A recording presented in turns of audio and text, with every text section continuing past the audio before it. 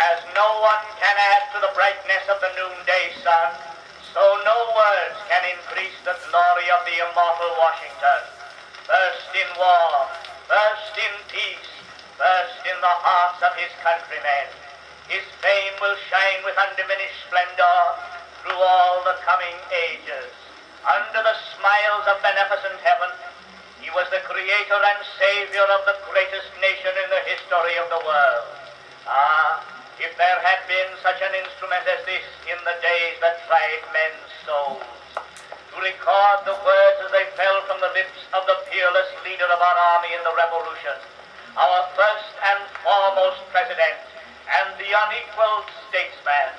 with what bated breath and awed hearts we should accept the treasures from that storehouse of exalted patriotism and matchless wisdom. But since that cannot be, let us ponder upon the closing sentences of his farewell, when, bowed by the burden of years, he laid aside the robes of office, and like the humblest citizen of the young republic, wended his way to his beloved Mount Vernon, soon to sink into the tomb, amid the grief of his countrymen and the reverent admiration of the civilized world. In offering to you, my countrymen, these counsels of an old and affectionate friend, I dare not hope they will make the strong and lasting impression I could wish, that they will control the usual current of the passions, or prevent our nation from running the course which has hitherto marked the destiny of nations. But if I may even flatter myself that they may be productive of some partial benefit, some occasional good, that they may now and then recur to moderate the fury of party spirit,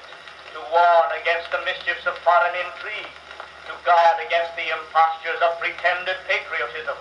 This hope will be a full recompense for the solicitude for your welfare by which they have been dictated. Though in reviewing the incidents of my administration, I am unconscious of intentional error, I am nevertheless too sensible of my defects not to think it probable that I may have committed many errors. Whatever they may be, I fervently beseech the Almighty to avert or mitigate the evils to which they may tend. I shall also carry with me the hope that my country will never cease to view them with indulgence, and that after 45 years of my life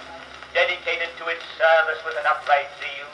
the faults of incompetent abilities will be consigned to oblivion, as myself must soon be to the mansions of rest, relying on its kindness in this as in other things, and actuated by that fervent love toward it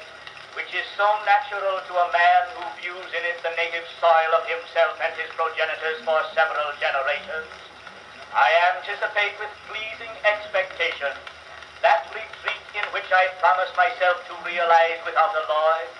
the sweet enjoyment of partaking in the midst of my fellow citizens the benign influence of good laws under a free government,